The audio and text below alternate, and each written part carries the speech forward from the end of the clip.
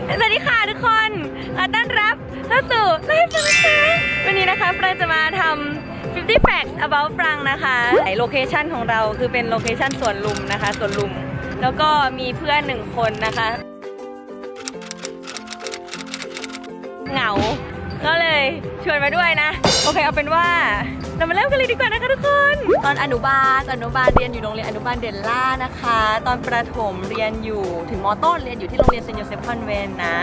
เรียนม.ปลายที่เตรียมอุดมศึกษานะคะตอนนี้ก็อยู่ปี 4แล้วฟังชอบคริสต์มาสมากๆเลยค่ะทุกคนเพราะว่าอาจจะด้วยความที่ตอนเด็กๆเรียนโรงเรียนคริสต์นะมันก็เลยซึมซับแบบ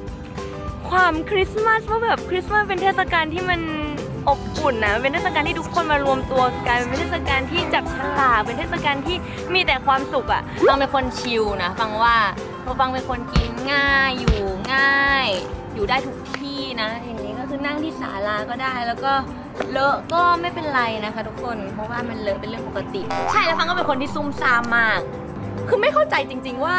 ทำไมทุกอย่างมันต้องหกใส่เราหรือว่าทำไมแบบประตูมันต้องเดินมันต้องชนเราด้วยอ่ะเขาบอกว่าอาจจะเป็นเพราะว่าเกิดปีวัวมันเป็นสัตว์ใหญ่ฉันก็เกิดปีวัวแกแผลเยอะวะเยอะไม่แต่แกก็ตัวใหญ่จริงๆนะแกสัตว์ใหญ่จริงๆด้วยว่าฟังรู้สึกว่าเป็นคนที่ไม่ได้รักสวยรักงามเบอร์นั้นอะไรเงี้ยแบบเล็บจริงๆก็คือจะไม่ค่อยตัดอะไรเงี้ยผมก็จะไม่ค่อยหวีอาบน้ำก็ไม่ค่อยอาบอะไรเงี้ยคือมันก็อาจจะเป็นข้อที่ไม่ดีแต่มันก็อาจจะเป็นข้อดีที่มันชิลอาจจะชิลเกินไปก็คือพูดถึงการทำงานหน่อยละกันอ่ะเริ่มทำงานในวงการตอนไหนจริงๆถ้าตอนเด็กๆใครเคยดูรายการถ้าคุณแม่อยากให้เด็กประถมก็จะเห็นว่ามีฟรังอยู่ด้วยนะคะรู้จักกันไหมรายการถ้าคุณแม่อย่าแพ้เด็กประถมใช่เพราะฟังเคยไปร่วมรายการตอนป .6 นะอันนั้นน่าจะเป็นผลงานแรกในวงการบันเทิงค่ะเพราะว่าตอนนั้นเราก็ชอบดูรายการถ้าคุณแม่อย่าแพ้เด็กป .4 อยู่แล้วตอนนั้นชอบดูแล้วก็เหมือนมันมีตัววิ่งข้างล่างอ่ะเหมือนเวลาข้างล่างรายการว่าเฮ้ยรับสมัครเด็กนู่นนี่เรากับเพื่อนก็เลยลองไปสมัครเองเลยที่ตึกมารีนนท์อะไรเงี้ยแล้วสุดท้ายก็ได้เข้ามาเล่นต่อมาคือฮอร์โมนเลยซึ่งก็คือผ่านฮอร์โมนเดอะเน็กซ์เจนตามที่ทุกคนอาจจะพอรู้กันบ้างน้องก็โตมาแล้วผีอ่ะมันชื่อเรื่องว่าอะไรนะผีอ่ะมันเฮียนโรงเรียนหลอนก็มีเมไหนนะคะมีภาพยนตร์เมไหนนะแล้วก็ชุด I Love You มีเลิฟซองเลิฟซีรีส์ประมาณนี้เนาะเคยแบบสอนพิเศษตอนม.6 ขึ้นปี 1ค่ะแล้วก็นะตอนนั้นสอนชีวะสอนเคมีอะไรอย่างงี้กำลังเข้มตอนนี้ก็ลืมหมดแล้วเคยเปิดร้านเสื้อผ้าเว็บหนึ่งนะชื่อทอมฟรีนะแล้วก็ตอนนี้ก็ยังทำงานในวงการอยู่บ้างแล้วก็ลองมาทำ YouTube นะคะฟังชอบกินชามุกมากๆนะคะอาหารที่ชอบก็ชอบส้มตำชอบสปาเกตตี้ชอบซูชิค่ะแต่จริงๆก็คือกินได้ทุกอย่างถามว่าอะไรไม่ชอบจะง่ายกว่านะสิ่งที่ไม่ชอบก็เป็นแบบแค่ส่วนประกอบบางส่วนในอาหารนะคือไม่ใช่ทั้งอาหารนะอย่างแบบอาจจะไม่ค่อยชอบหัวหอมไม่ชอบพริกหยวกอะไรเงี้ยแต่ว่าถ้าถามว่าอาหารที่ไม่ชอบเลยก็นึกไม่ค่อยออกเหมือนกันฟังชอบกินอาหารเส้นมากกว่าอาหารข้าวนะรู้สึกว่าเวลากินอาหารเส้นแบบก๋วยเตี๋ยวหรืออะไรเงี้ยจะค่อนข้างกินหมดจานแต่ว่ากินข้าวก็จะค่อนข้างเหลือข้าวเหลือข้าวไว้ฟังชอบกินเผ็ดมากๆเลยนะทุกคนแล้วฟังก็ชอบกินมาม่าเกาหลีมากๆแต่ว่าอันเนี้ยเป็นเวอร์ชันไม่เผ็ดเพราะว่าลดเผ็ดไปหมดแล้วนะคะแล้วฟังก็ชอบกินผลไม้มากๆเลยนะคะทุกคนชอบทุกชนิดเลยเกือบทุกชนิดเลยอะแล้วฟังก็ชอบกินชาเขียวมากๆ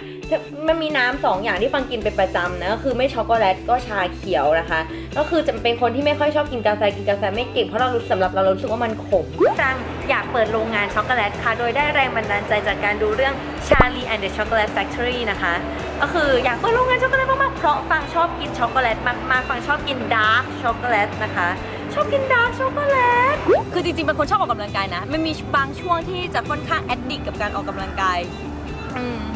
แต่ว่าถ้าช่วงไหนที่ไม่ออกก็จะไม่ออกแต่ว่าถ้าช่วงไหนที่ออกก็จะออกจริงๆคือรู้สึกว่าเป็นคนที่ชอบออกตอนเด็กๆดื้อมากๆดื้อเงียบโดยที่พ่อแม่ไม่รู้นะทุกคนครูประจำชั้นก็ไม่รู้คือครูที่โรงเรียนจะรักเรามากเคยแกล้งเพื่อนจะมีตุ๊กตาที่ชอบก็จะแบบชอบไปตัดขนตุ๊กตาเพื่อนเลยเพื่อนก็ร้องไห้แล้วก็รู้สึกผิดนิดนึงตอนนั้นนะขอโท ษนะเพื่อนถ้าสมมติเพื่อนดูอยู่นะตอนเด็กอ่ะจะเรียนพิเศษนะคะแม่ก็จะไปฝากไว้ที่ตึกหนึ่งซึ่งเป็นตึกที่ชื่อว่าสีบุญเรือนตอนนี้ทุบไปแล้วนะแล้วก็ทุกชั้นมันก็จะมีที่เรียนพิเศษแม่ก็จะให้ทั้งวันอยู่ที่ตึกนั้นแล้วก็ไปตึกนั้นทั้งวันแล้วเราก็จะอยู่กับเพื่อนนะแล้วตอนเที่ยงเราก็อยากไปกินบาร์บีคิวพาซ่าไงตอนเด็กแบบอยากกินบาร์บีคิวพาซ่าก็ไปกินแล้วไม่มีตังค์จ่ายขาดไป30 บาทก็เลยต้องวิ่งกับเพื่อนจากห้างวิ่งกลับมาที่ตึกเรียนแบบบอกพี่พนักงานว่าพี่คะเดี๋ยวพวกหนูขอไปเข้าห้องน้ำแป๊บนึงนะคะแล้วก็วิ่งกลับมาที่ตึกเรียนมายืมตังค์ครูที่สอนแล้วก็ค่อยกลับไปจ่ายเคยหนีพ่อแม่ไปที่เซ็นทรัลชิดลมกับเพื่อนคนนี้แหละชื่อจูเลียนะเพราะว่าอยากไปเล่นบ่อบอลคือที่เซ็นทรัลชิดลมมันจะมีบ่อบอลเด็กไงโซนเด็กอ่ะทุกคนเคยไปปะแล้วพอไปถึงเซ็นทรัลชิดลมแล้วนะแม่โทรตามคือสรุปยังไม่ได้เล่นแล้วก็ต้องกลับมาแล้วค่าเข้าบ่อบอลตอนนั้นประมาณ40 บาทจำได้ก็คือเสียเปล่านะต่อมาก็จะสมัยโตขึ้นตอนสมัยโตขึ้นเราก็มีแก๊งของเรานะชื่อว่า Chemical X ก็พวกเราอ่ะเคยจะออกอัลบั้มกันด้วยนะซึ่งเป็นอัลบั้มที่แต่งเพลงกันเองไปถ่ายปกอัลบั้มเรียบร้อยแล้วด้วยทุกคนเชื่อไหมแล้วก็คือวางแผนกันไว้เรียบร้อยแล้วว่าเนี่ยเดี๋ยวจะไปห้องอัดเสียงนะแล้วก็จะไปร้องเพลงเอามาใส่ปกอัลบั้มที่เราถ่ายกันไว้เรียบร้อยแล้วก็จะไปแอบวางในพวกแบบ B2S อะไรเงี้ยเราจะร้องเพลงยกตัวอย่างให้ฟังนะ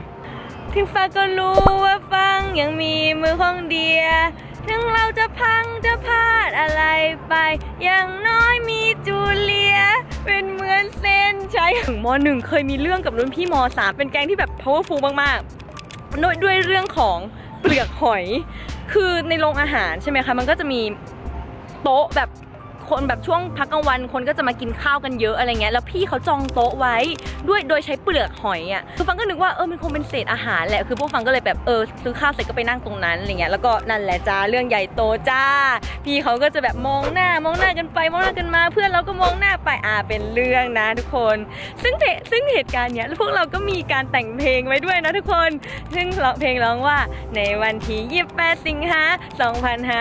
2552พวกเรานั้นไปมีเรื่องกับรุ่นพี่โบเรืองก็คือตอนที่เซนโยมันจะแบบมีเป็นโบใช่ไหมคะพี่เข้ามาหาเรื่องเราก่อน เราทำอะไรไม่ถูกเลยเพราะว่าเรานั่นห่างกับรุ่นพี่ตั้ง2 ปีพี่จำได้ถึงทุกวันนี้มันนานมาแล้วเนาะ2552อุ้ย10 ปีมัน10 ปีแล้วอะมัน10 ปีแล้วเหตุการณ์นี้มัน10 ปีแล้วอะโอ้ my god โอ้ my god โอ้ my god โอ้ my god โอ้ my god ตอนนี้รุ่นพี่เขาก็เติบโตกันใหญ่แล้วนะคะทุกคนใหญ่จริงโอเคแล้วเราอ่ะเป็นคนเชื่อในโชคชะตานะคะเชื่อในโชคชะตาแต่เราก็ยังเชื่อว่าเราอ่ะสามารถกำหนดชะตาตัวเองได้คือชิปไปแบบครึ่งอ่ะฟังเคยทำลิสต์แบนกับเพื่อนตอนม.4 นะโดยเขียนว่าฟ้าลิขิตให้ติดเตรียมซึ่งฟังรู้สึกว่าชีวิตฟังคือฟ้าลิขิตให้ติดเตรียมจริงๆเพราะว่าจริงๆก็คือไม่ได้คิดเลยว่าอยากจะเข้าเตรียมอุดมศึกษาแต่ว่าสุดท้ายก็คือได้เข้านะคะเพราะว่าฟ้าลิขิตตอนแรกก็คือไม่ได้คิดเลยว่าอยากจะเข้าแต่ก็ไปลองไปสอบแล้วก็ติดขึ้นมานะฟังก็เลยเรียนม.4 ทั้งหมด2 รอบด้วยกันนะคะทุกคนเตรียมอุดมศึกษาฟังอยู่ค่ะ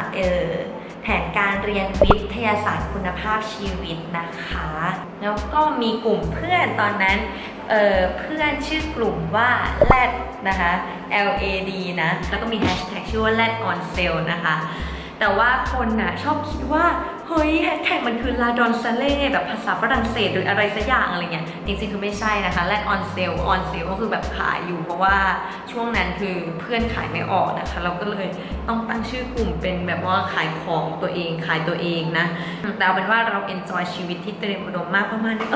แล้วเตรียมอุดมสอนอะไรเราเยอะมากเปิดโลกให้เรานะตอนที่ฟังอยู่เซนโยแล้วฟังดูเรื่องฮอร์โมน The Series ซีซั่น 1คือฟังคิดว่าเวอร์มากแบบไม่มีหรอกเด็กนักเรียนที่ไหนเขาจะสูบบุหรี่ไม่มีเลยแบบเพราะว่าตอนด้วยความที่อยู่โรงเรียนหญิงมาโดยตลอดเราก็เลยรู้สึกว่ามันไม่มีคือมันเป็นเรื่องแต่งเติมมันเป็นละครนะทุกคนแต่พอมาย้ายมาอยู่โรงเรียนเตรียมอุดมซึ่งเป็นโรงเรียนสหแล้วก็เป็นเด็กที่โตขึ้นทำให้เรารู้ว่าฮอร์โมนคือเรื่องจริงเราไม่เคยรู้จักคำว่าคนคุยมาก่อนจนกระทั่งอยู่เตรียมอุดมศึกษา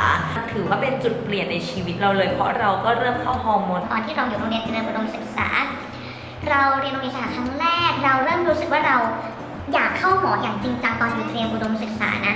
ด้วยความที่สังคมด้วยความอะไรหลายๆอย่าง ซึ่งตอนนี้ฟังอยู่คณะแพทยศาสตร์จุฬาลงกรณ์มหาวิทยาลัยนะคะแล้วก็ตอนนี้กลุ่มเพื่อนที่มหาวิทยาลัยเรานะชื่อกลุ่มว่าหมอนางฟ้าฟังเชื่อเรื่องเวรกรรมค่ะเชื่อเรื่องการทำบุญเหมือนเวลาไปจะสอบอย่างเงี้ยก็จะชอบไปบนมันเรียกว่าเชื่อป่ะก็คือเชื่อในสิ่งศักดิ์สิทธิ์อะนั่นแหละก็คือเชื่อว่าถ้าคนเราทำดีคนเราจะต้องได้ดีในสักวันหนึ่งนะคะฟังไม่เคยตบยุงเลยนะทุกคนเชื่อไหมตั้งแต่เกิดมายังไม่เคยฆ่ายุงเลยนะคนบาปแกมันคนบาปแกมันตบยุงฟังไม่เคยดูแฮร์รี่พอตเตอร์ไม่เคยดูทวายไลท์เกมออฟโทนนะเกมออฟโทนก็ไม่เคยดูแฮร์รี่พอตเตอร์ไม่เคยดูทวายไลท์ไม่เคยดูฉันหยุดอัดละฉันจะหยุดอัดแล้วอย่าทีบลงไปก็คือจริงแต่จริงๆแฮร์รี่พอตเตอร์เคยดูประมาณ1 ตอนครึ่งเพราะว่าตอนนั้นจะไปเยี่ยมชมสตูดิโอของแฮร์รี่พอตเตอร์ตอนที่อยู่ไปอังกฤษค่ะก็เลยพยายามฝืนตัวเองว่าเฮ้ยมันต้องอินหน่อยดีก็เลยดูไปประมาณตอนครึ่งค่ะแล้วก็รู้สึกว่าทำไมไม่ติดแต่ทำไมเราไม่ติดก็ไม่รู้อะฟังเล่นกีฬาไม่เก่งค่ะยกเว้นว่ายน้ำฟังชอบว่ายน้ำมากและเรียนว่ายน้ำตั้งแต่เด็กๆแล้วรู้สึกว่าเป็นกีฬาที่ทำได้ดีที่สุดส่วนกีฬาอื่นๆนั้นก็อย่ามาพูดถึงกันนะคะเคยสอบตกวอลเลย์บอลคนเดียวในห้องตอนสมัยม.5 ค่ะจริงๆฟังชอบดนตรีนะรู้สึกว่าตัวเองอะโอเคกับดนตรีมากกว่ากีฬาตอนเด็กๆเคยเรียนดนตรีหลายอย่างมากๆไม่ว่าจะเป็นเปียโนกีตาร์เคยเรียนร้องเพลงด้วยทุกคนเชื่อไหมเคยร้องเพลงด้วยเอาเป็นว่าแต่ว่าก็อาจจะไม่ใช่ทางของเราแล้วก็เคยอยู่วงดนตรีของที่โรงเรียนเล่นคลาริเนตค่ะแล้วทุกอย่างที่กล่าวมานั้นก็คือเรียนแป๊บเดียวแล้วเราก็เปลี่ยนใจบ่อยก็คือเปลี่ยนนู่นเปลี่ยนไปเปลี่ยนมาจนตอนนี้ก็คือไม่สามารถเล่นอะไรได้แล้วนะคะฟังเป็น ambivert ฟังว่าฟังเป็นคนแบบกึ่งคือทุกคนอาจจะมองว่าฟังเป็นคนเข้าถึงง่ายหรือเปล่าดูแบบเฟรนลี่อะไรเงี้ยแต่จริงๆฟังก็จะมีมุมที่มีกำแพงอะทุกคนเราเป็นคนมีกำแพงนะทุกคนเชื่อไหมเราเป็นคนขี้เกรงใจคนมากจนบางทีมันทำให้แบบกัดกินยอมฝืนใจตัวเองเพื่อให้คนอื่นสบายใจซึ่งมันก็ดีและไม่ดีนะเพราะความเกรงใจเป็นสมบัติของผู้ดีแต่ว่ามากเกินไปมันก็บางทีเราก็ถูกเองอะไรอย่างนี้จนหลังๆก็รู้สึกว่าดีขึ้นแหละเริ่มเป็นคนปฏิเสธคนเป็นมากขึ้นฟังเป็นคนที่ทำกิจกรรมอะไรคนเดียวค่อนข้างได้นะคะอย่างกินข้าวคนเดียวอ่านหนังสือคนเดียวดูหนังคนเดียวร้องคาราโอเกะคนเดียวเคยนะแล้วก็เที่ยวคนเดียวอะไรเงี้ยคือเป็นคนที่ค่อนข้างอินดิเพนเดนต์ประมาณนึงคือฟังเป็นคนที่ค่อนข้างเวลาอินอะไรอะจะอินมากๆเลยค่ะอย่างเช่นตอนเด็กๆนะเคยบ้าดารามากๆตอนเด็กๆชอบพี่ณเดชน์มากๆจริงทุกวันนี้ก็ยังปลื้มมากๆอยู่นะคะคือเคยไปสมัครเรียนภาษาอังกฤษที่หนึ่งอะเพื่อที่ว่าเพราะว่าเขาบอกเราว่ามีบัตร Exclusive Meet and Greet แบบ Exclusive กับพี่เขาซึ่งค่าคอร์สมัน 70,000 บาทอะใช่แต่ว่าเหมือนตอนนั้นเราก็แบบขอพ่อแม่ว่าแบบเฮ้ยเราอยากเรียนอังกฤษมากๆเลยทุกคนอยากเรียนมากๆก็คือสรุปก็คือสมัครไปแล้วก็ได้บัตรมีอังกฤษไปแต่มันไม่เอ็กซ์คลูซีฟอะมันก็คืออยู่หน้าเวทีแล้วก็พี่เขาก็อยู่บนเวทีอะแล้วคือที่พีกว่านั้นคือพอแบบผ่านแบบพอใกล้ๆถึงวันงานใช่ไหมก็มีเพื่อนที่รู้ว่าเราชอบณเดชน์ก็เอาบัตรมาให้เหมือนฟีลแบบถามเราว่าเอ้ยมีบัตรไปงานนี้เอาไหมฟังก็แบบเอามีแล้วไม่เป็นไรไม่สมัครมาทุกคนแล้วก็ฟังอ่ะเคยมีทำป้ายไฟใหญ่มากๆนะคะแล้วก็จะเอาไปงานคอนเสิร์ตหนึ่งคือสั่งในอินเทอร์เน็ตเลยคือเป็นคนจริงจังก็คือแบบสั่งในอินเทอร์เน็ตสั่งมาจนได้อ่ะแบบใหญ่กระเป๋าจะหายปะเดี๋ยวมากระเป๋าจะหายไหมแล้วก็ไปถึงป้ายใหญ่เกินไปไม่ให้เข้าจ้าฟังรู้สึกว่าฟังเป็นคนอินกับสถานที่ได้ง่ายมากอาจจะง่ายกว่าคนอ่ะเป็นคนที่เวลาไปที่สถานที่ที่เราเคยไปตอนเด็กๆหรือว่าเวลาไปสถานที่ที่เคยมีประสบการณ์มีแบบความผูกพันด้วยอ่ะจะอินมากๆหวนคิดถึงเหตุการณ์นั้นๆได้ง่ายมากๆรู้สึกว่าเป็นคนอินกับสถานที่ได้ง่ายกว่าผู้คนนะค่ะก็ต่อมานะก็คือฟังอ่ะเป็นคนติดละครมากๆเลยค่ะตอนเด็กๆคือติดถึงขนาดที่เดินลงมาอ่านหนังสือพิมพ์อ่ะคือที่มันจะมีแบบเป็นเรื่องย่อใช่เรื่องย่อตรงแบบมุมอ่ะก็คือมานั่งอ่านหนังสือพิมพ์ตรงนั้นอะไรเงี้ยพ่อแม่ชวนออกไปไหนไม่ไปนะถ้าช่วงละครมาก็คือขออยู่บ้านดูละครอะไรเงี้ยฟังเป็นคนโลเทคมากๆค่ะทุกคนจนถึงวันนี้ก็ยังทำเขาไม่ค่อยเป็นใช้ Excel ไม่เป็นใช้ Photoshop ไม่เป็นทุกวันนี้ส่งอีเมลเป็นแล้วก็ลงคลิป YouTube เป็นทุกคนรู้ไหมว่าเราตื่นเต้นมากตอนที่เราสมัคร Account ได้แล้วตอนที่เราลงคลิปได้เป็นคลิปแรกวันนี้ก็ยังตื่นเต้นทุกครั้งในการลงคลิปนะทุกคนใช่ก็ แต่จริงๆเราเชื่อแหละว่าถ้าเราฝึกจริงๆเราก็ทำได้เราเชื่อในศักยภาพของตัวเราเองแล้วก็เชื่อในศักยภาพของทุกคนนะฟังยังขับรถไม่ได้นะคะเพราะฟังไม่เคยไปเรียนเลยแล้วฟังรู้สึกว่าถึงขับไปตอนนี้ฟังน่าจะลืมอยู่ดี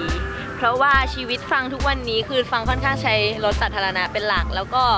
ขับรถก็คือส่วนใหญ่คุณพ่อคุณแม่ก็จะไปส่งหรือไม่ก็มีคนขับรถปอนเป็นคนขับรถก็เลยรู้สึกว่ายังไม่ได้มีความจำเป็นที่จะต้องไปเรียนแต่ว่าเดี๋ยวก็ไว้เรียนนะคะสักวันหนึ่งฟังชอบเที่ยวค่ะทุกคนฟังชอบเที่ยวทุกที่เลยความใฝ่ฝันก็คืออยากไปเที่ยวทั่วโลกนะแต่ว่าที่ไปมาคือทวีปที่ชอบที่สุดคือทวีปยุโรปครับแล้วฟังเป็นคนชอบภูเขามากกว่าทะเลนะนี่ตอนเด็กๆชอบทะเลมากกว่าแต่พอโตขึ้นมาเริ่มรู้สึกว่าอินกับภูเขามากกว่าพอโตขึ้นมาเริ่มรู้สึกว่าทะเลมันคล้ายๆกันไปหมดไม่ว่าจะที่ไหนๆอะไรเงี้ยแต่ภูเขามันดูมีความหลากหลายมีความแบบมีแบบ variations มากกว่าเราก็เลยรู้สึกว่าเราชอบภูเขามากกว่าแล้วเราก็เริ่มเคยไปเดิน hiking เคยไป hiking แล้วเราก็ค้นพบว่าเราชอบ hike มากเลยนะเพราะว่าไม่ใช่อะไรชอบการที่ไปอยู่บนภูเขาแบบขึ้นไปถึงแล้วมองย้อนกลับมามันจะรู้สึกภูมิใจตัวเองชอบ feeling นั้นเราก็เลยชอบไป hike ค่ะทุกคนฟังเป็นคนไม่ติดและไม่คูลเลยจริงๆคืออยากจะคูลอยากจะดิสมากเหมือนกันอยากจะลองฟังเพลงเอากระแสอยากลงรูปแบบเท้ารูปบันไดรูปคูลๆกล้องฟิล์มอะไรเงี้ยแต่คนพบแล้วก็เราเคยลองแล้วเราก็รู้สึกว่ามันไม่เวิร์กหมดแล้วล่ะเนาะมันครบแล้วแหละเอาเป็นว่าขอบคุณทุกคนมากๆนะคะที่ติดตามชมกันนะก็หวังว่าเราจะรู้จักกันมากขึ้นนะคะถ้าชอบฝากกดไลค์ฝากกด subscribe ฝากดูคลิปอื่นๆที่ฝากติดตามด้วยนะไม่รู้ว่าจะมีเวลาอัดมากขนาดไหนนะเพราะว่าช่วงนี้ก็เปิดเทอมแล้วเนาะเอาเป็นว่าจะพยายามมาเรื่อยๆแล้วกันนะคะขอบคุณทุกคนนะบ๊ายบาย